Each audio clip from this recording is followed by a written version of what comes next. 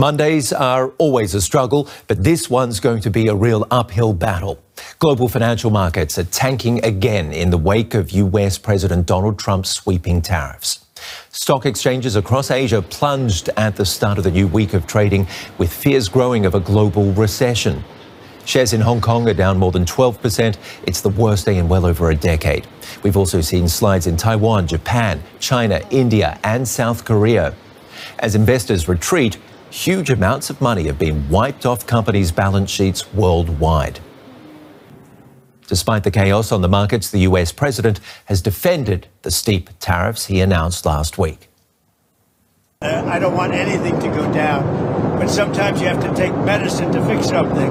And we have such a horrible, we have been treated so badly by other countries because we had stupid leadership that allowed this to happen. They took our businesses, they took our money, they took our jobs.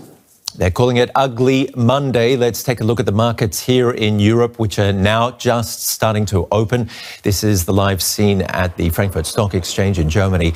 After a terrible start to trading, all eyes are now on the performance today of European exchanges. Well, imports from EU countries to the US will face new tariffs of 20% starting Wednesday. EU trade ministers are gathering in Luxembourg to discuss how the bloc could and should respond. Some member states favour hitting back with retaliatory levies on American goods, but others want to dial down the tensions to avert an all-out trade war. Every day, €4.5 billion worth of goods and services cross the Atlantic between the European Union and the United States. This bilateral trade is the largest in the world. The tariffs imposed by the Trump administration now make doing business in the US more costly for Europe, and Brussels is preparing to respond strongly.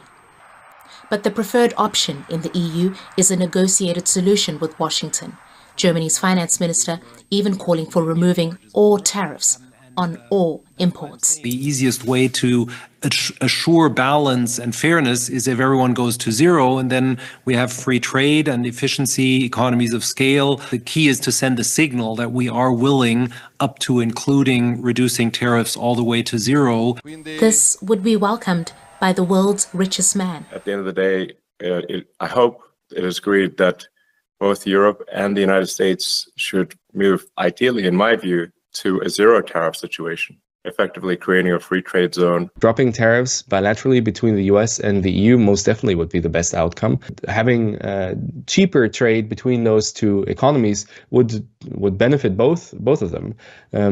Whereas the flip side, if we have tariffs 20% on each side, that increased costs for both sides. Tariffs are a tax. Tariffs are an import tax, and that can be lowered very quickly, very easily. Liberation Day. On the day he announced the US's new measures, Donald Trump suggested he could be open to zero tariffs. To all of the foreign presidents, prime ministers, kings, queens, ambassadors, and everyone else who will soon be calling to ask for exemptions from these tariffs, I say, terminate your own tariffs, drop your barriers. Conventional wisdom says there are no winners in a trade war. It is understood in Europe that businesses and consumers on both sides of the Atlantic stand to lose if Brussels retaliates in a way that raises the risk of a trade war of tit-for-tat tariffs.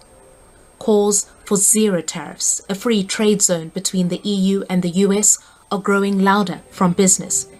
But it will have to be the will of the politicians before it can become reality.